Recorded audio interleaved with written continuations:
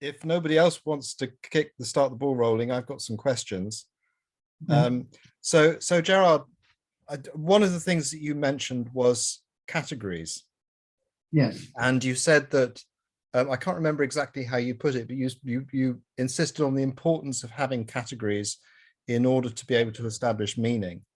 Can you just explain what or how you see a category? What is a category? Yes, of course. And there are many definitions, of course. The one that is most consistent over since Aristotle is, of course, that you categorize something. For example, Aristotle tried to categorize horses and mapped all living horses onto the concept of horsiness. So a category is precisely that. It is a set of things that you map onto something else, such that the something else identifies what is in the set, and what is in the set identifies what it is mapped onto. Now, the whole point that I'm trying to make is, of course, that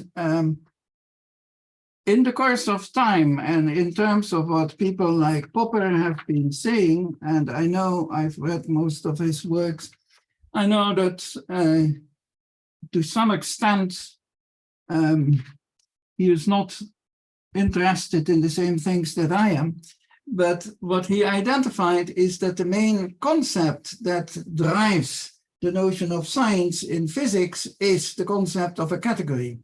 Mm-hmm. It means that you, in your experimental setup, identify something, an object that you can observe, then you try to observe the object, then you try to identify the set of observations such that you can map it onto a single item, and such that the mapping is exhaustive. So, for example, if you want to measure something, you have to make sure that you know exactly what it is that you are going to measure, and you have to make sure that the mapping is so precise that no two elements of the set have the same number. Well, they can have the same number, but they must be identifiable. So the concept of a category is an extremely important concept in terms of any traditional science. So anybody who says, I want to do something in culture, has the problem of identifying sets of observations, sets of things, let me say, not to go too fast, sets of things such that you can put them together and map them. So usually people say, well, I want to map them onto a theory. And the major problem is, of course, that on the level of society and on the level of culture, there is very little that actually can be mapped onto something such that the mapping is exhaustive. For example, if you have a strategy, for example, I want to draw a square, or I want to go home. Anytime you say something like that, somebody else can add something to the set of such statements. So the set is open, and you cannot categorize it. That means you have to do something else. And that's precisely what I think that Loet has done. He says what you have to do is it must be part of a process of communication in which we organize the set of non-categorizable items. Yes. So it is a grouping rather than a categorization. Okay.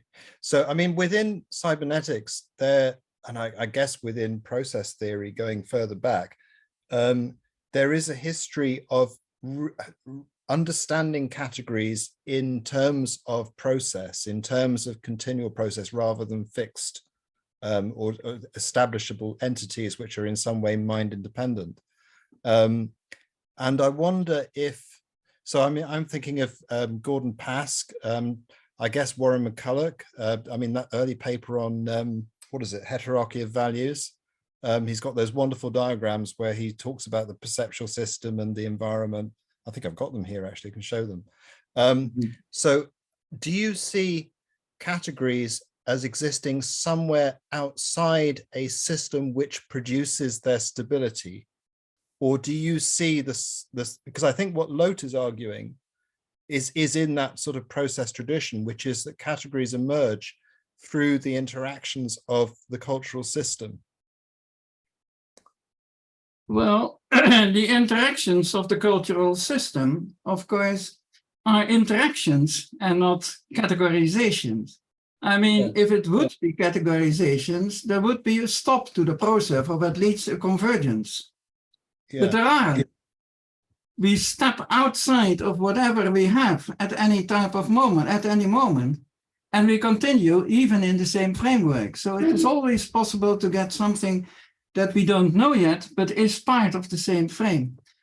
Pask, for example, is doing the same. He actually says the only possibility to actually group a number of experiences in a conversation is by way of the notion of entailment. Yes, I know. Yeah. So entailment is precisely what I'm talking about, but it's a special case of what I'm talking about. Yeah. Okay, this is very interesting. Ultimately you end up with some kind of metaphysics, and it's probably impossible for us to agree on what kind of metaphysics we're going to, is right. I mean, it's very difficult. Has anybody else got any comments on this? I have another comment, but Okay, I can. Well, go ahead. Oh, there is one very interesting sentence in Loet's work where he refers to Luhmann, where Luhmann says, "Es gibt Systeme." Now, there you have precisely one of the major difficulties that make me think that a lot of the science actually is not a lot of science at all.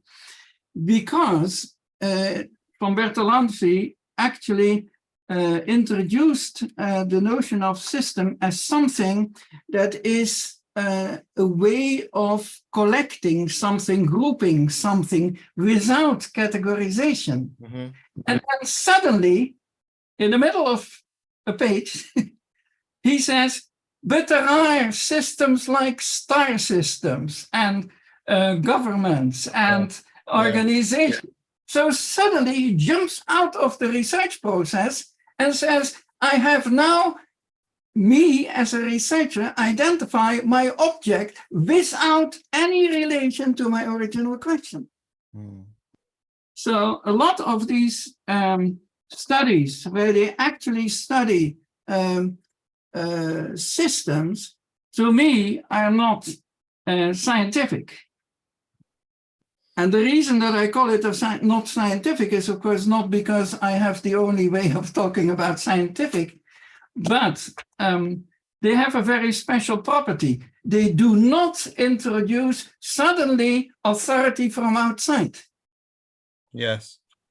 For example, Gerald Mitchley is very much into boundary problems. Yes. And then he says, I can get stockholders to help me identify what the boundary is. But that means that he is not looking for boundaries. He's looking for an authority to impose a boundary such that he can actually proceed. Yeah. Sorry, that was just about... this is incredibly important, and it's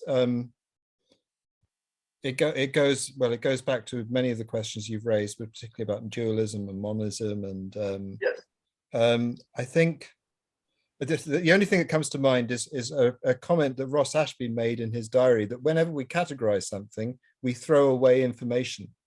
And I wonder if the choice is for us, how do we choose what information to throw away?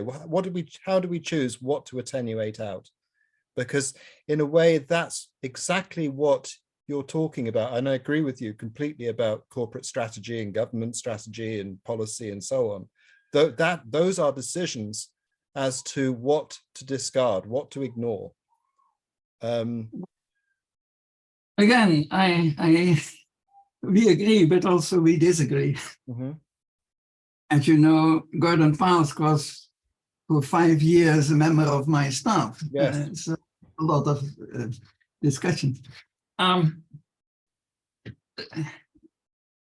The thing is, in the way I'm talking about this, in the way I am interpreting the thing, we don't throw away information.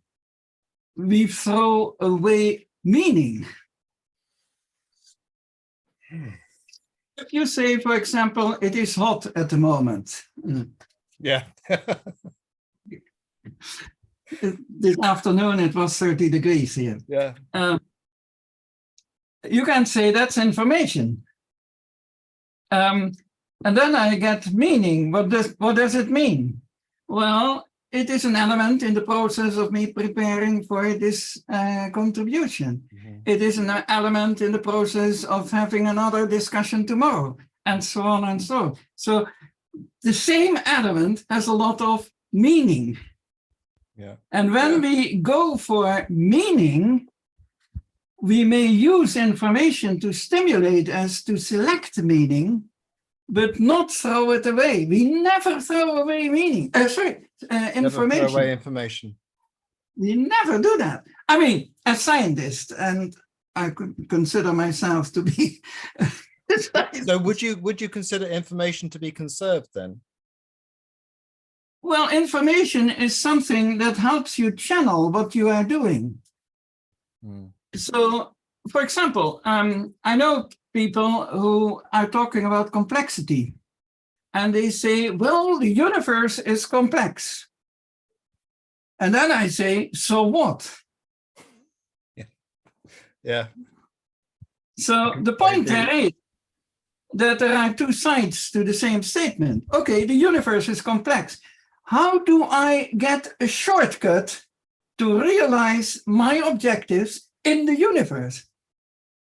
Yeah. So I have a very different thing. I sometimes use this example of Gauss. You may remember it, that he was asked to add all the numbers from 1 to 100. So everybody was saying, this is a complex problem. 1 plus 2 is 3 plus 3 is 6. And he said, the first and the last is 100, and the second and the next to last is 101, and so on and so on. So he found a shortcut which reduced and changed the information that he used to get a meaning. So his result was a different meaning, but it led to the same result. Oh, okay, I know what you, okay. Yeah, very good. So in my view, the statement that our problem is to actually throw away information is completely the wrong statement if you want to actually study what is around us. Okay. Thank you very much. Yeah. Okay, who wants to go next?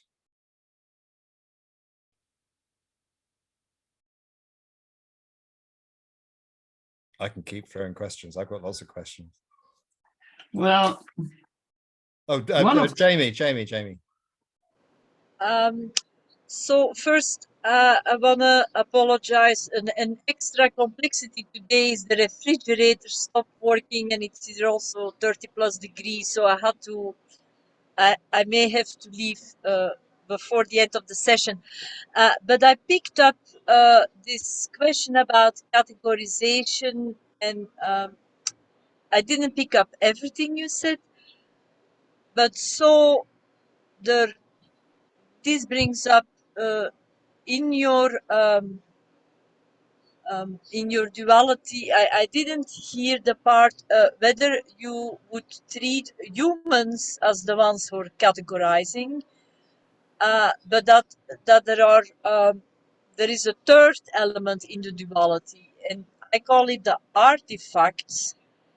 And as an artifact, you can take a container and you say this is the category. And if you read that literature, the word container is all over the place. So now the category I'm the one who's constructing a system of containers like Russian doll, one on top of the other in a circle, all sorts of configurations. But one can also say that in my mind, I actually use this experience of a container to create boundaries.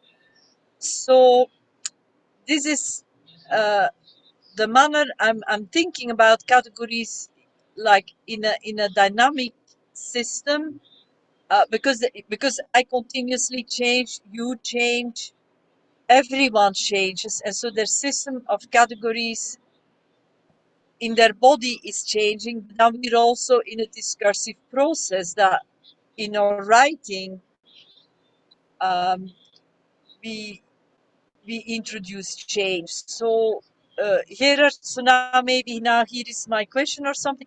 So in this view, I kind of think of science as that we agree on a common system of categories that is reproducible by other scientists, and that is the hallmark of science. So that by the reproducible system in the form of artifacts, we are able to communicate with each other. So is that what you how how would you respond to that? Is that how you think, or is it like very different, or how would you respond? Yes. Thank you for asking, especially using the term Russian doll, which is interesting. I would say, to start out, I have a number of comments on that. I would say to start out that categories are not in the body, they are in the person who looks at something. So categories, in my mind, are a way of acting rather than a description of something. So you can say it has a definition, and I say no, it doesn't have a definition. It is something that you can use to create something that has a number of properties. And one of the properties, of course, is that you know exactly what you are mapping and what you aren't mapping. Now, the major problem, in science, we very often are interested in measurement. But you can only measure if it is possible to identify exactly what it is that you give a certain number, such that you can actually identify the relations between the number to correspond to the relations between what it is that you're mapping. So that means that in science, this notion of category has found an enormously central role. It is, for many people, extremely difficult to get out of it. And I mentioned already an example when I said, when I talked about von Bertalanffy, he noticed that he couldn't categorize systems. So what did he do? He said, well, I'll just take a star or a human or something as my system. But that is a choice. It is not something that depends on science. It depends on your experience. And that's fine in itself. I mean, I have no difficulty in historians talking about historical systems, but they are very much aware that it is their choice to identify what it is that they are studying. So, for example, if you are aware of this, I can say, for example, this is an issue that has come up in the past, with Krippendorff.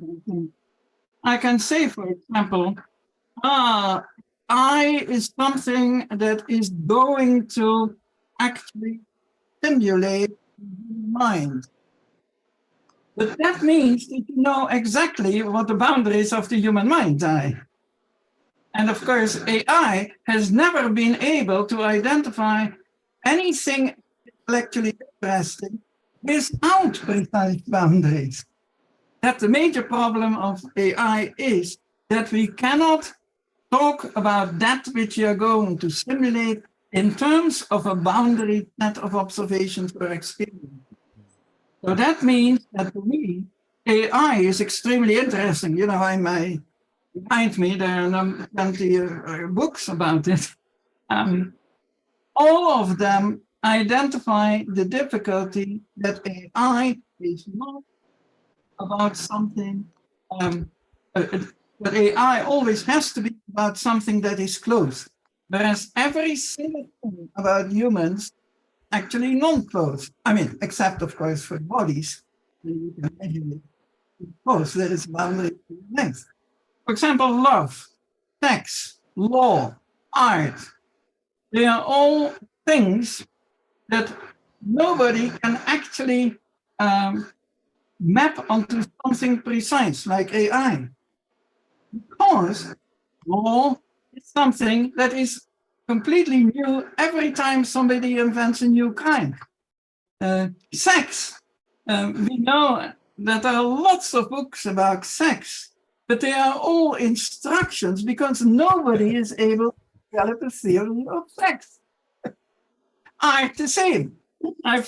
I've been a research professor in architecture, and in architecture they all talk about science and architecture, and then they cannot identify what it is that you want to put into some building. What is a building that is in Kent, for example? So these are all open questions. You cannot measure them. You cannot put them into a category. You can only group them, and by grouping them, find the frames that actually justify alternative methods. So the Russian doll is interesting because it actually is a set of same things in the same frame.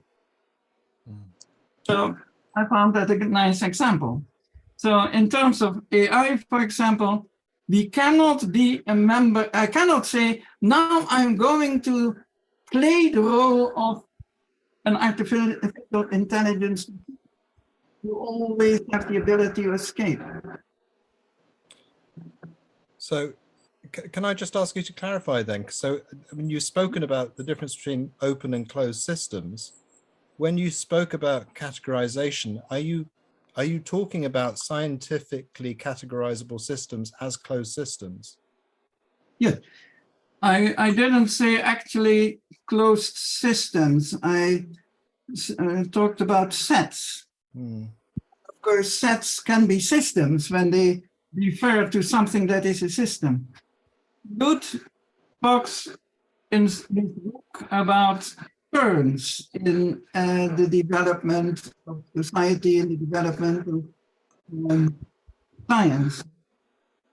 The way I see it, major turn in science was from the time that people assumed that anything that they would like to represent theory had to be closed in the sense that it could be mapped.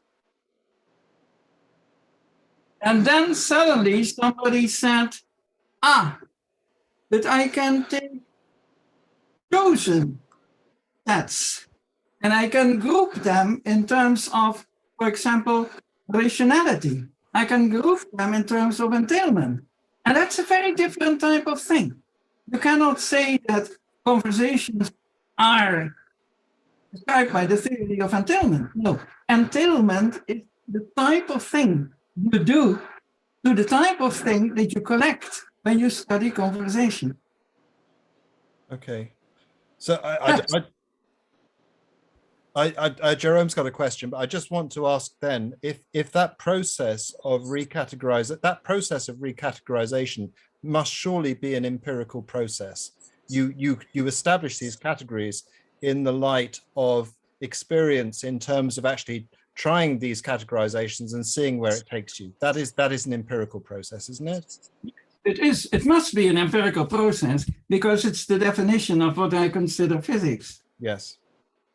So it must be. Anybody can, of course, say anything. Let me be very precise about that. I always enjoyed mathematics because you were allowed to say anything about anything. Your only responsibility was to prove it. So when I raised the question, this now when I listen to you, if the categories do not exist in the human, you didn't. Maybe you did, but I didn't hear it to kind of say the human is the one who is creating the categorical system as a set of artifacts. So I want to hear your response to that categorization. So the humans are creating outside the bottom, outside the body, in text, the discursive knowledge, and the category is there in the form of this container metaphor. That is number one. But I also wanted to, I was curious, you talked about the I, but you never talked about the thou, or the you, or the they, or her, he or she. So the third person. So so that when you bring up this, okay, let me first stop here, and then Jerome can ask his question, and then I will come back because I realize I'm getting in some separate area. So this then the original question is, so we create the categories, a categorical system. It exists outside the body, exosomatic knowledge in the books as a set of artifacts. Is that how you look at it, or how would you complement my simplistic sketch of a categorical system, or simplifying sketch, maybe I should say, as opposed to complexifying sketch? Well, of course, let me first say, in my world, anybody can say anything. So whatever you consider a category is okay with me. But if we are using the concept of science, then suddenly things become very different. We do not create categories, but we try to identify which observations by an experimental setup and by an ordering, which categorizations actually exist. So, for example, I mentioned Planck's constant. It maps observations to such a degree that you can actually say, so many decimals in the Planck constant. So that means that what it describes is very well defined. Now, if you say, how does it come that there are things in the world that can be well described? Then, of course, as I said, and metaphysics, and I usually leave out that answer. How is it possible that there are things that can be categorized? I don't know. But it is possible. We do it all the time. So I have a screen in front of me, and I say, for example, this is the category of strings. But I know very well that it cannot be Loet in terms of a scientific mapping. There are always different types of screens that suddenly we call a screen again, and so on and so on. So why it is that there are things we cannot categorize, I don't know. But I do know that the type of thing that Loet is talking about includes many things that cannot be categorized. So the point I was trying to make is, but that's not really a problem. First of all, he wrote a book of it, about it, and I identified a number of important points. And secondly, there are ways to deal with it in a very systematic way. The other question you asked, why do I not talk about third person? It's actually in my notes. I noticed that if, for example, you have a strategy to go and buy an ice cream, and I have a strategy to go and buy, let us say, a car, very difficult to compare and do something with the strategy. There are intentions. We have intention. We have different types of resources. I need money, you need money, but much less than a car, etc. So, in terms of how we deal with the strategy, we have no way to treat them as objects and say they have certain properties. The only thing we can do is to say, what do you mean by an ice cream? What do you mean by a car? So actually the process always by the two-person process of falsification. Now, you can actually have a third person, and that is, of course, precisely what Loet is introducing, which is a collective of people who communicate. And of course, they communicate by falsifying what each is saying to the other. So it's a very different process. If you say at a Toyota, I have to check. Yes, that's a categorization. There are things that are called Toyota, such that only Toyota applies to those things. But there are other things like, what a nice girl or man, whatever. And I can say, I don't see anything attractive. So in the process of falsification, we do not actually agree on the framework. Okay. Jerome. I'll let Jerome, yeah. So thank you, Gerard, for this presentation. Can everyone hear me? Yeah. Yes, okay. And it is hot as here as well. So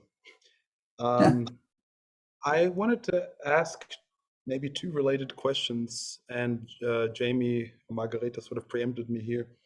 And one relates to the role of and the issue of context.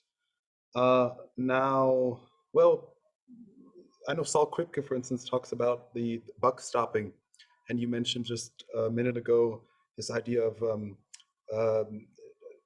was it in categorizations that you have certain clarity.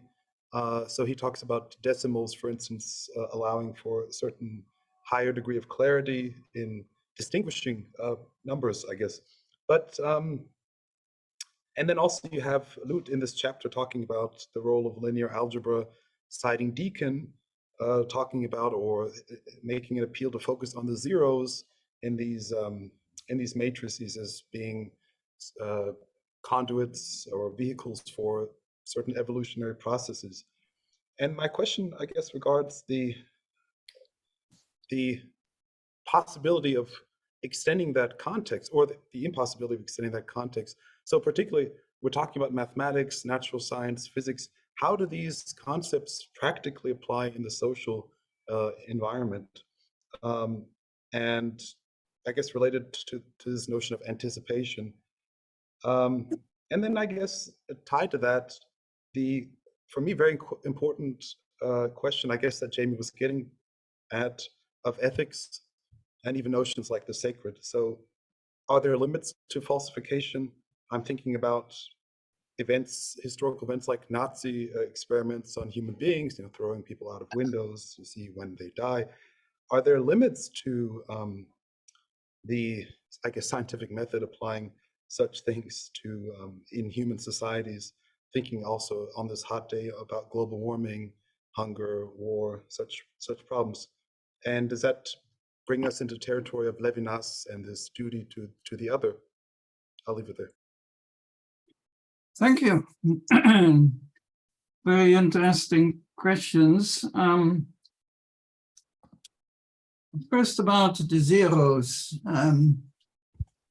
What I like in the book is that Loet actually makes precisely the point, so hopefully I did understand him, about the zeros. What he is saying is, if you study something like, for example, buildings or photons or whatever it is you would like to study, you can at a certain moment in time say, now I'm going to study this photon and this house. At that moment, you strike through all the zeros in Loet's terminology. So what he suggests is, if you do science, you have to keep open the concept of the category that you are trying to develop, if you want to develop it, because if you don't do that, you will be fixed by your choice. So you must actually keep open the possibility that in what it is that you study, new elements may be included. And if you don't do that, then you are outside of traditional Popperian, not traditional, Popperian knowledge.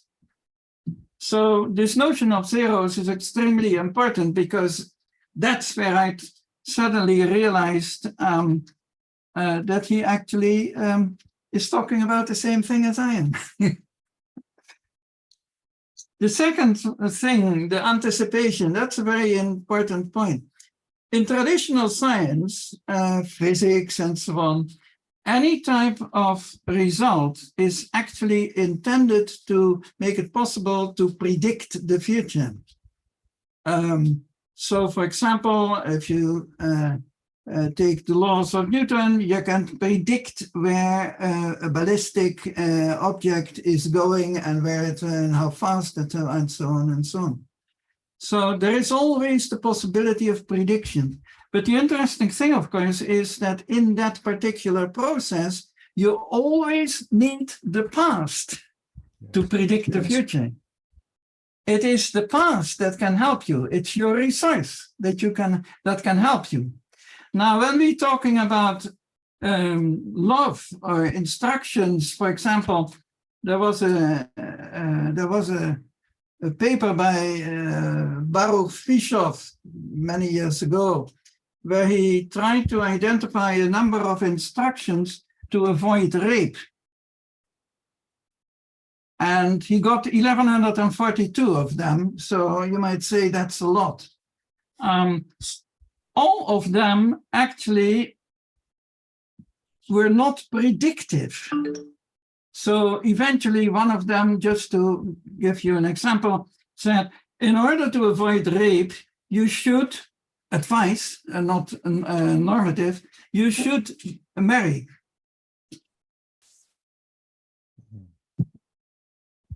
That, of course, implies that you create a resource called husband, and so on and so on. So, in fact, you must create something in the future. That's the anticipation. Eventually, he ended up the paper by saying, if I look at all my 1,142 advices and instructions, I come to the conclusion that the best advice that I can give to people is be alert. That's a very interesting concept. It says, given that be alert is part of the framework of organizing yourself such that you are resilient, that you have the resources to avoid certain things, that you anticipate certain possibilities, contingencies, and that you put yourself into a position where you have all the resources that you deem might be necessary. So anticipation is a very important part of this whole notion of what I think discursive knowledge is. And the final thing, of course, is, yes, ethics is one of the terms that justify certain types of activity. For example, it's usually assumed that killing other people is not ethically justified. So if we think about it in this way, then we do have a strategy. The strategy that you might be willing to study is how to avoid killing other people in situations where you cannot avoid it, for example. So ethics becomes an extremely important, I think, an extremely important area of further study, in particular in terms of war. How is it that we can actually prevent Putin to continue the war? Now, at the moment, we only have fixed strategies. people support the Ukrainians, they impose restrictions, but that's about it all, about all. Nobody seemed to have anticipated that Putin might actually cut off the gas distribution. But now suddenly they are able to do it. Nobody seemed to have anticipated. And that's the problem where I think that thinking about the present to introduce resources that you might need in the future is extremely important and very much including an ethical issue. And if you say the sacred, to me, that's also an important point. I think that many of the religions actually are groups of people who communicate in such a way that they try to identify what instructions to give to other people. So in that sense, it is a process of development where continuously there are processes of falsification in between, discussions, etc., are taking place, and eventually the group, as the group of religious people, actually develops itself in a way that makes it possible to have to be identified as such a group and to have certain opinions about the sacred. So if you say, can I give you a theory of the sacred? The answer is obviously no, because the sacred can be anything. But we can prepare for the non-sacred. So in other words, you think the sacred is also a process of discourse? Or Yes. The result of Yes. No, I'm very much agree with you. I think that it usually is forgotten that we can do that because many people think that churches, are old-fashioned, etc., etc. But the discussions that have gone on in them are very interesting. The Talmud, for example, I read the Talmud. Very interesting as an example of a number of people doing strategic research on how to behave to other people. Can I ask I them? think the Sorry. Quran is not the same. It only imposes constraints. Okay.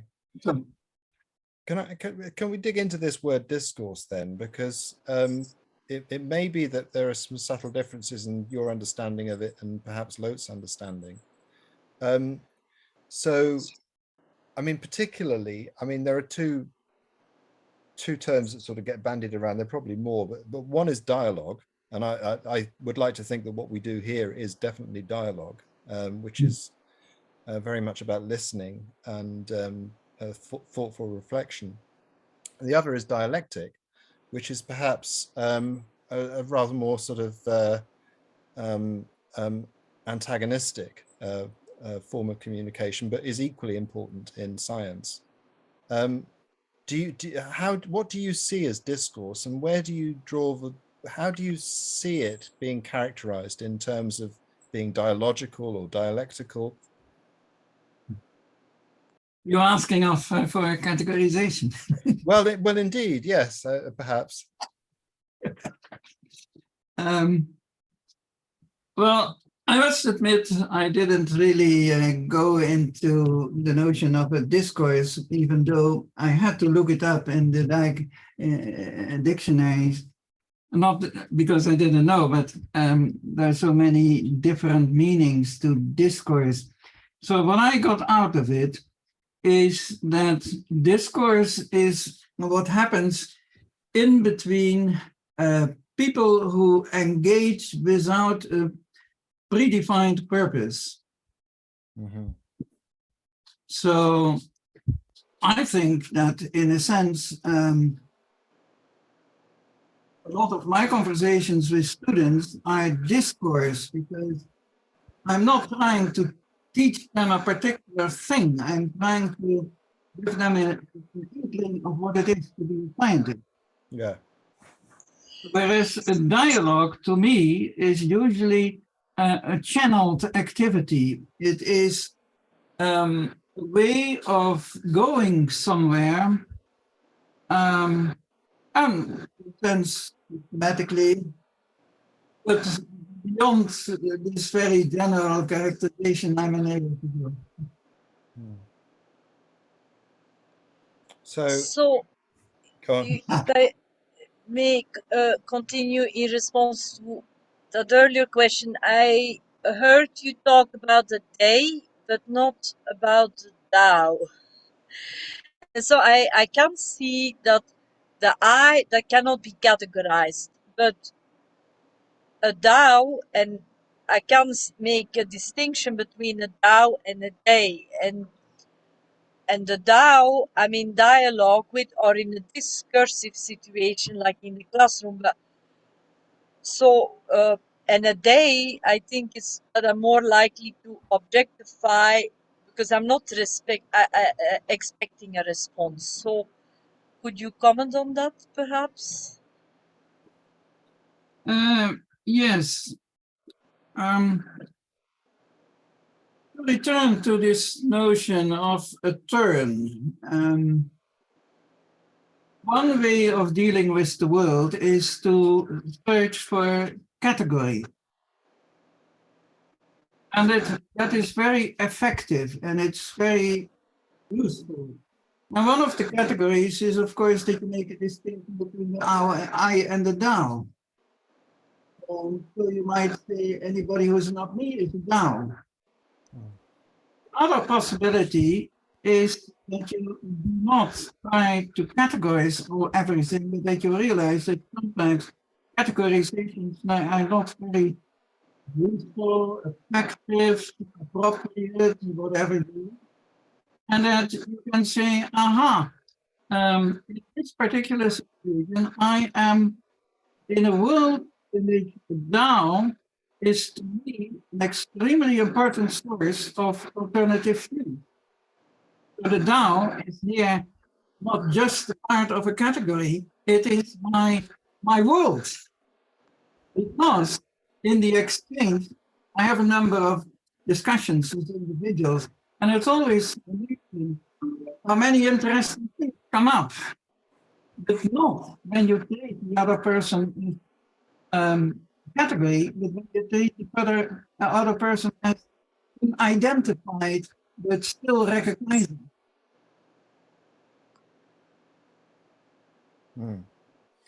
Do you, So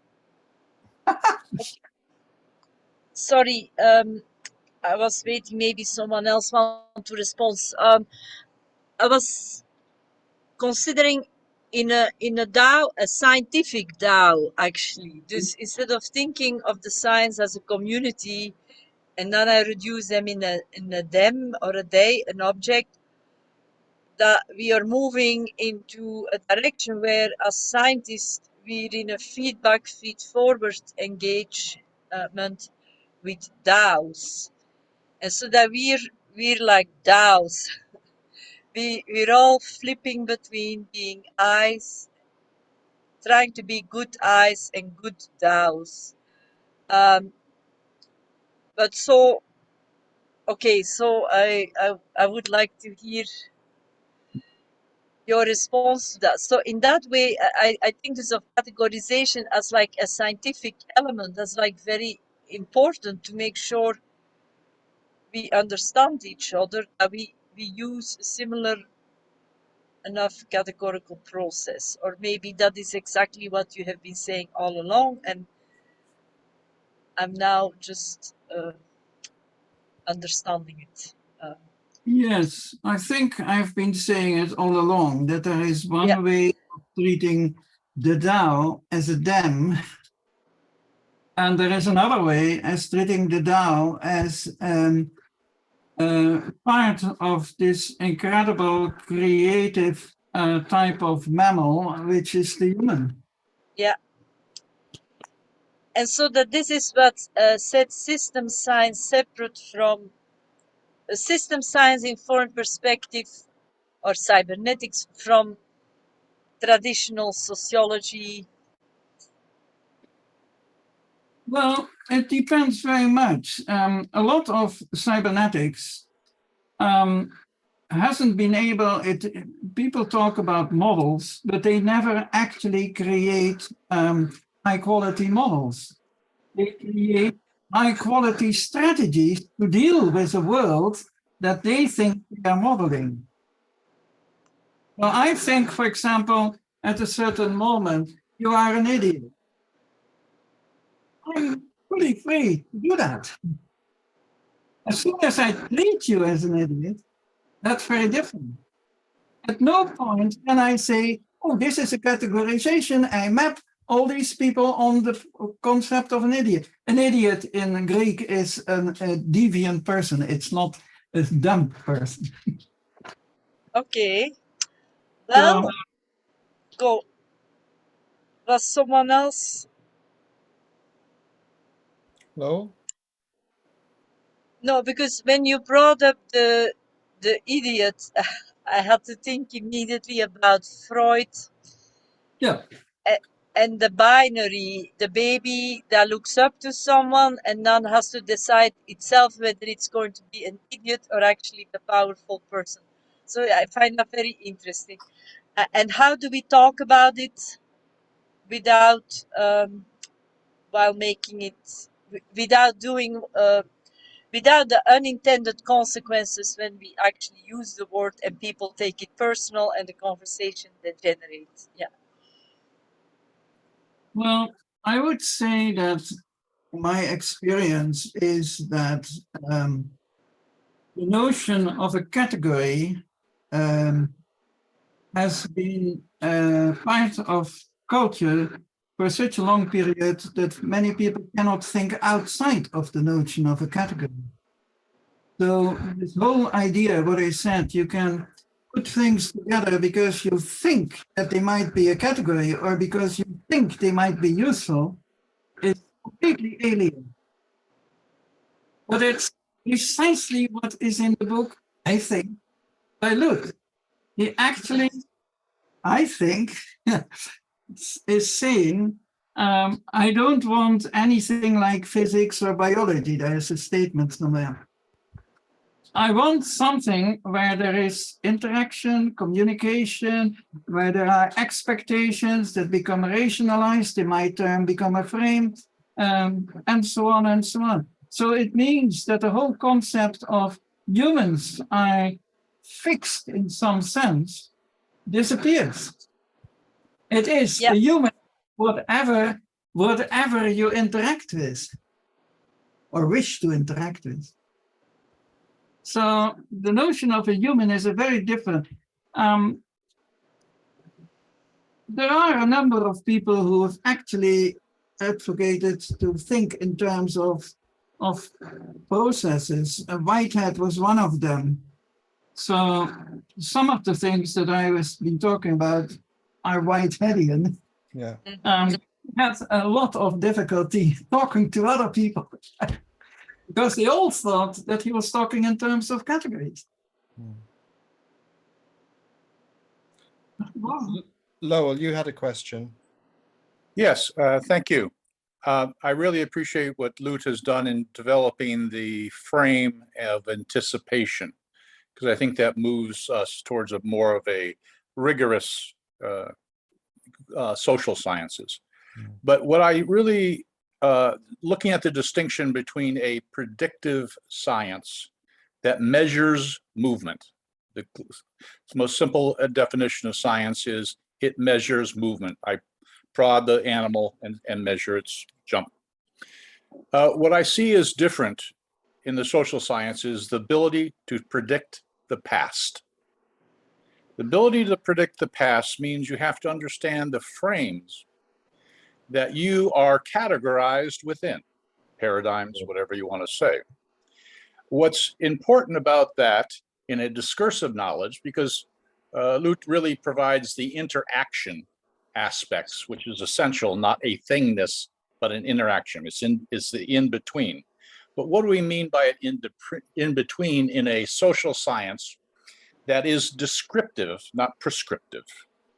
And there, I think you have to go back to a seminal article of 1887 by Franz Boas in Nature, February 4th, that he said it was called the study of geography. What? Very strange. But what he did there was say there are three forms of description of basically the frames within which we operate. We need to describe the human in relation to nature, human in relation to nature, into human creation of the institutions, rituals, procedures, laws, etc., and the description of the cosmographic theories of how you put the world together, the creation narratives, etc.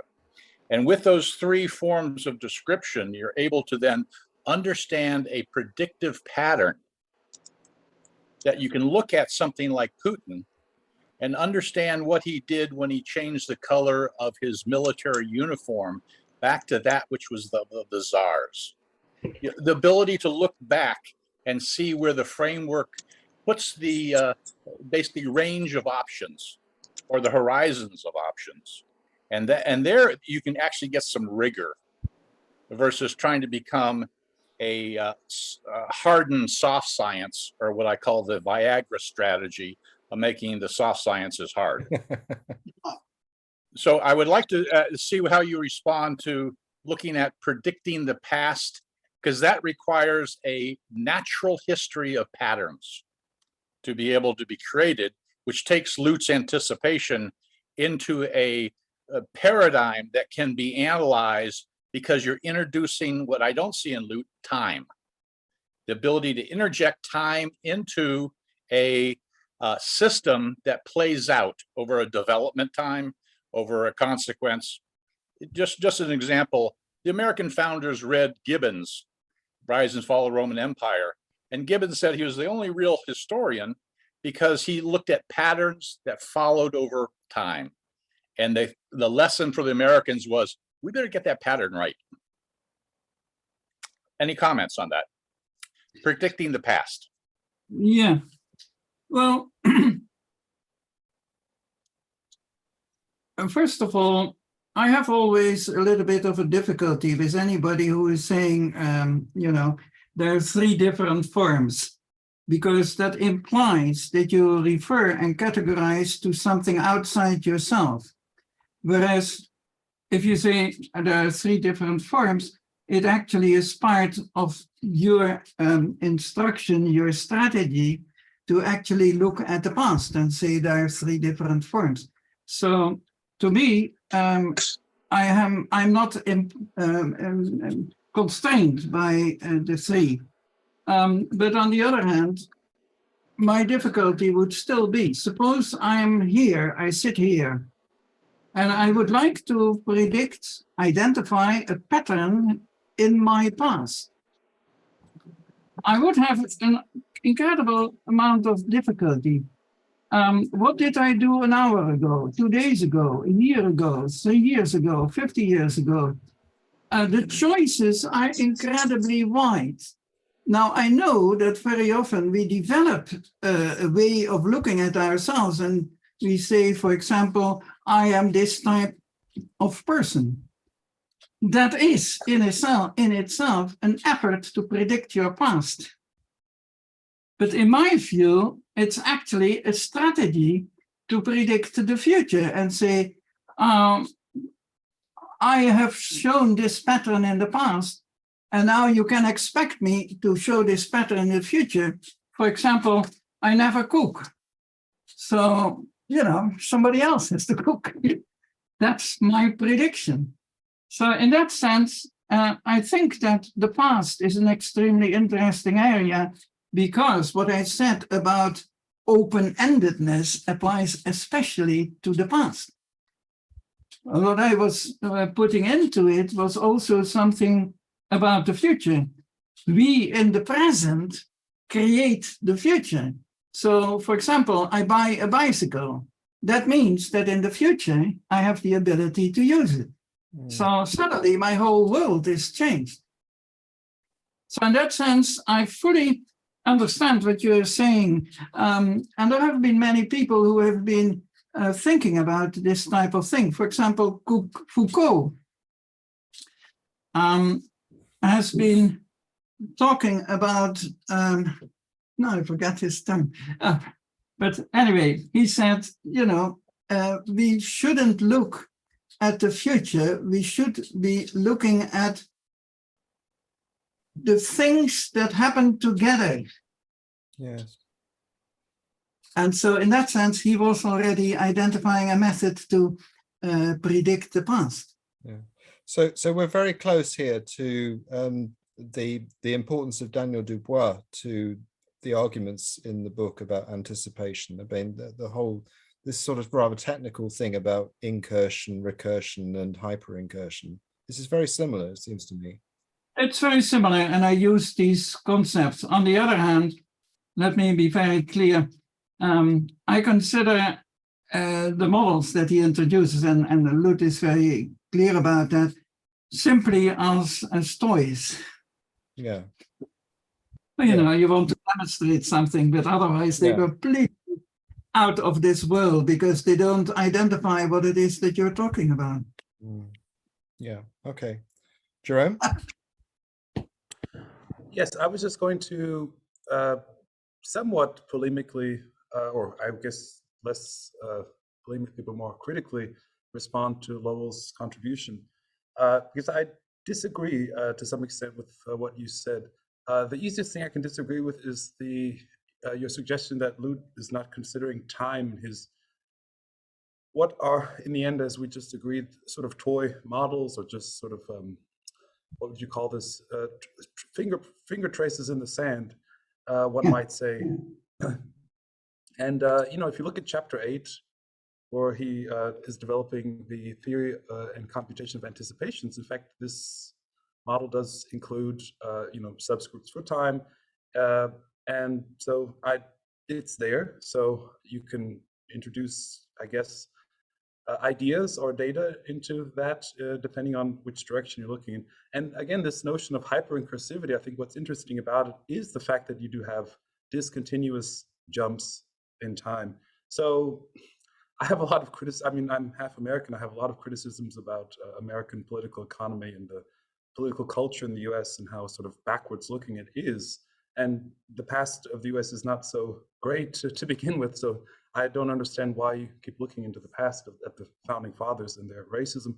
But that aside, we do live in changing times. And so looking into the past is, you know, very informative. I do it extensively and very interested in history myself, but that doesn't offer you answers to every new changing scenario, and conditions do change qualitatively such that you do require some new approaches.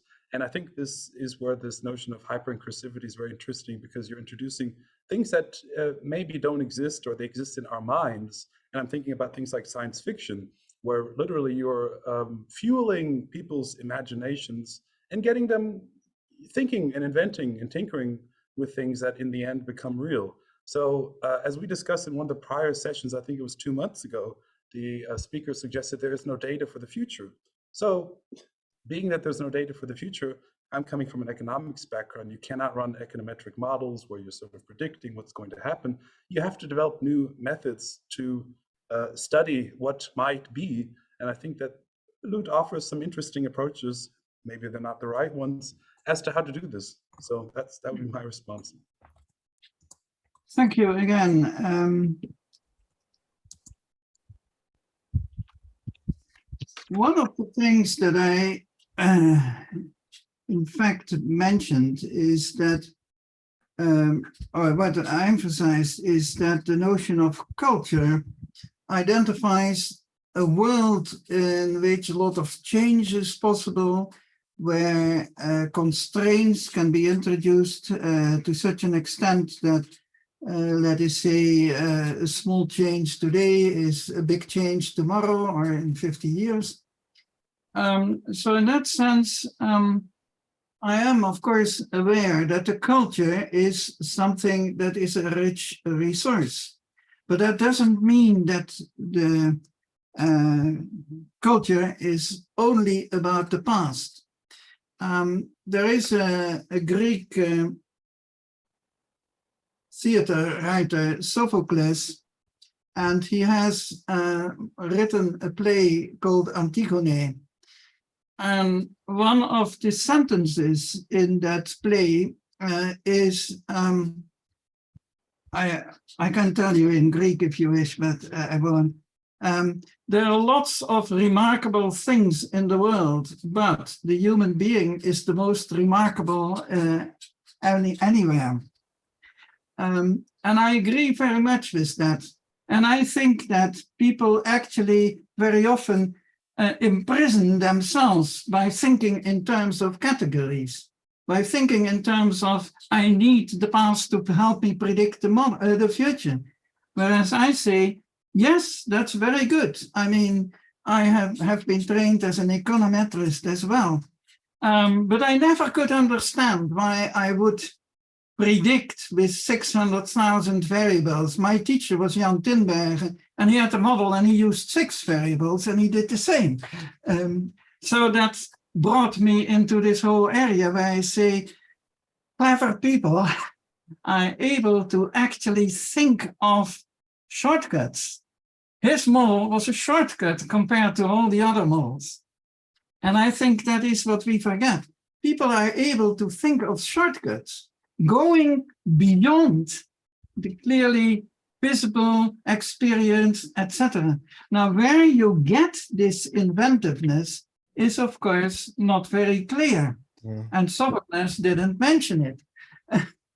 But at the same time, he pointed out something that I think is so remarkable, and it's represented in Loet's work whenever he is talking about partaking, interacting, developing, evolving, etc. So to me, the past is, yes, important. I mean, how would I know how to put a bookcase together? But on the other hand, how would I think to put together, let us say, a flying machine? I mean, if I would be the brothers Wright. So, yes, I agree with you that from the past we can have, via different predictive models, sometimes a good idea of what is going to be. I mean, the interest rates are developed on the basis of models.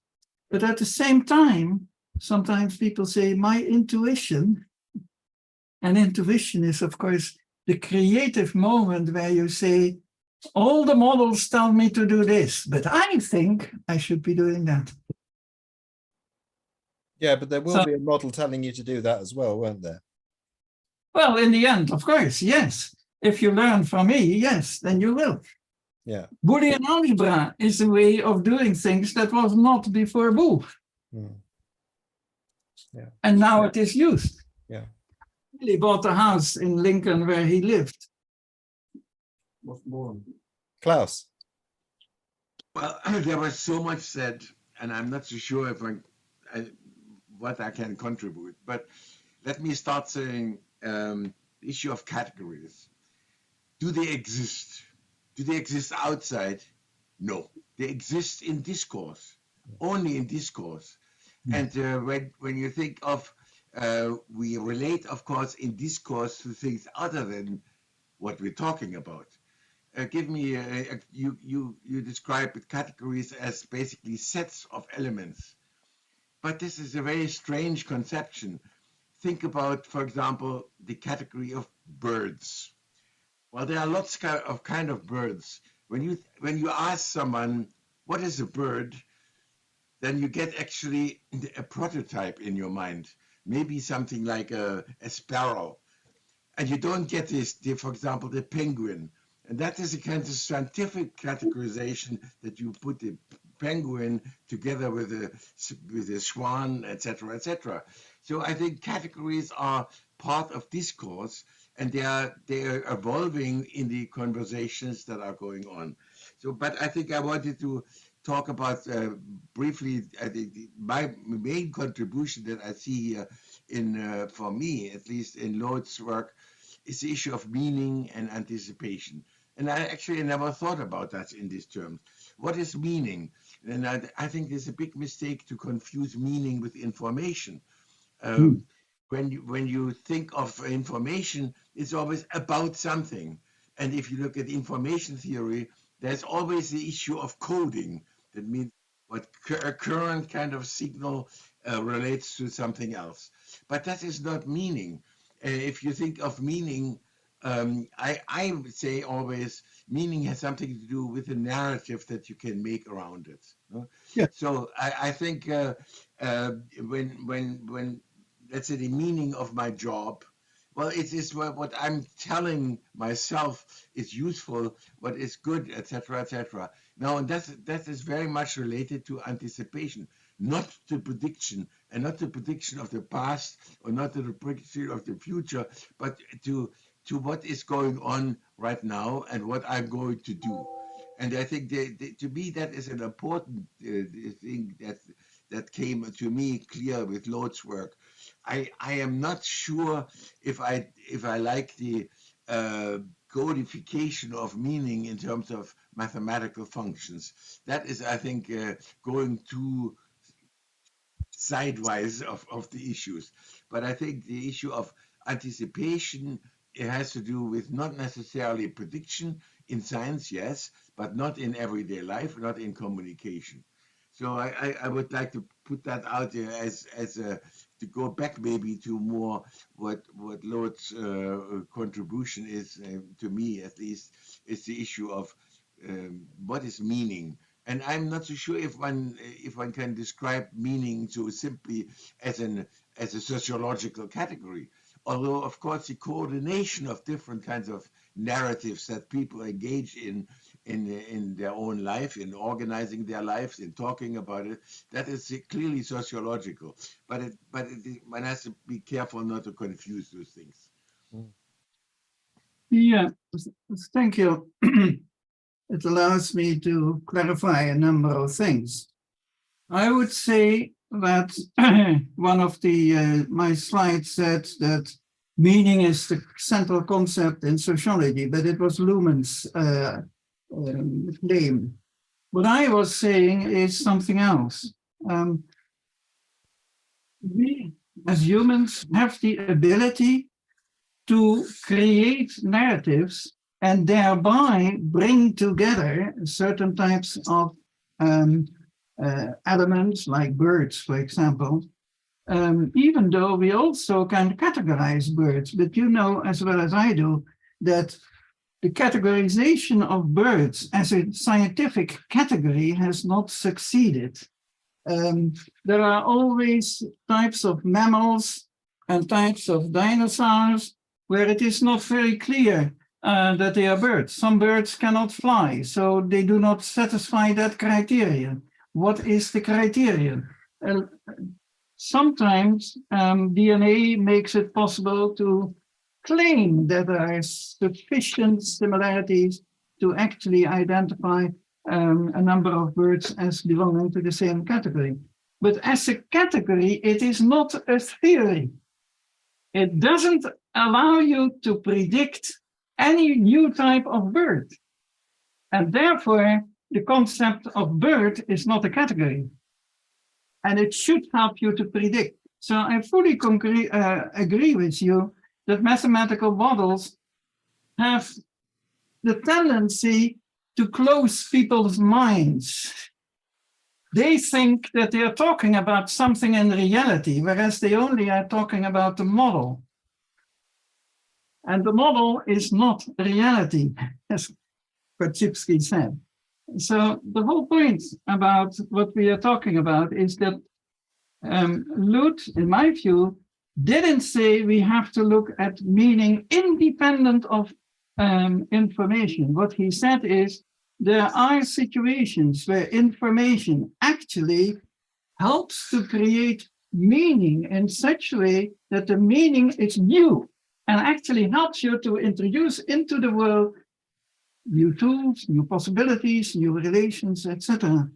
So in my view, I actually completely agree with you that prediction is a concept from science, the traditional form of science, and you will find it in nearly all the handbooks I have checked, that prediction is the criterion for science. And what I claim is there is such a lot in the world that you can study rigorously, scientifically, without needing the concept of a category, but where you do need the concept of grouping. As Pascal was saying, entailment is a grouping. I would like to just make a minor comment. I have a lot of Chinese students, and I'm amazed how different the language in China is from us. And there are other areas where, for example, categories don't mean a thing. But you mentioned actually at some point the process. You know, that there is something to be said that maybe categories fix one to our Western notion of using nouns. And that is not, that has nothing to do really with knowledge rather than it has to do with the commitment to a particular form of discourse. So I think one has to be careful not to say categories are it or something. That is really, to me, quite meaningless. But I must correct you in one sense. I haven't said that categories are a core concept. I have said that categories are one of the most misused concepts. And I make a distinction between people who do science. I don't know when you do science, but you may be aware that you study systematically.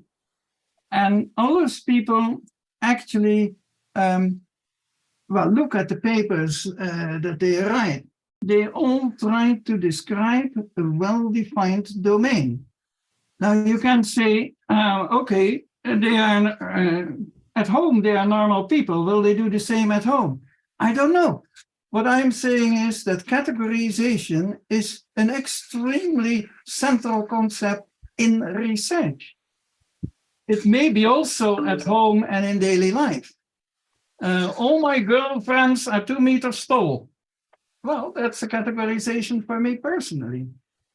But if I would be a scientist, I would say, can I find a girlfriend who is not 2 meters tall? That would be, for me, the test.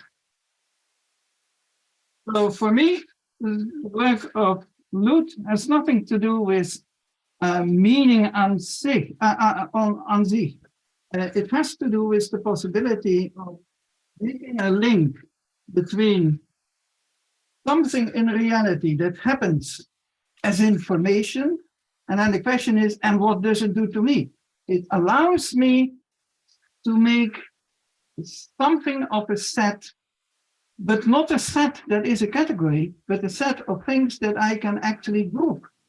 So in the process of making that set, I must test again and falsify whatever doesn't belong to the group. And that's what we all do. I mean, birds are a typical example.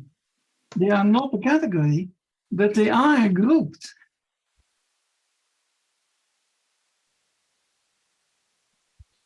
Okay. Jamie? Yeah, perhaps as a closing question, I heard you say in response to reading Loet's book and kind of saying, I don't know. It was somewhere. It was about how do you deal with certain pieces of information that Loet gave us. That you say this is not science, and then the question is, so if it's not science, what is it? And then you said, I don't know. And so I'm wondering, how would you advise people when they come up against something that they say, actually, I'm not really sure. So there's another way of saying, I don't know. How would you recommend we pursue in a systematically meaningful scientific way? Let me emphasize again that I am not a definitionalist. I do not define things as if they are true. I identify things that might be interesting to get him. Now, suppose I have to, no. Suppose somebody comes to me and says, you know, I have a problem. I don't have enough money to eat. Now, you might say, well, the obvious solution is, of course, to actually get some food to that person. It is, as it were, the categorization of the problem in terms of missing resources. But there is another way of interpreting it and saying, yes, if there are resources missing, why don't I help this person to get an education, to get a job, to get a house, whatever it is? So in many situations, we do know that some ways of acting are wrong. In such a situation, I would advise those people not to focus on what they think they should be doing, but to focus on alternatives, to make it possible to create a frame in which they can choose alternative activities. And maybe compare them by actually exploring in experimental setups which one is the best. So, you know, I understand that maybe I can summarize a little bit. What I try to do is to actually make a claim that is that Lutz's work is not only concerned about the application of Shannon's measuring of information, but it turns out, in my view, that he actually identified an area of possible scientific insight that is completely unexplored. And he introduced a number of the methods to do that, but I gave additional methods to make it more precise. Mm-hmm. Yes, and I heard you say very clearly. So when that I don't know comes up, maybe I didn't hear it, maybe I misheard, but you said I set up some experimental context, and that probably involves other people, and so then I find out an answer. So that is, To become more resilient, yes. not to solve a problem. But first the experimental setup to understand better, and then see what happens. Yeah. Well, that's a very good point to close. Gerard, thank you so much. This has been so provocative and or thought-provoking and provocative. And I think it's so good to hold up these different mirrors to what Loet has written, and this has been a particularly interesting, fascinating mirror. So thank you.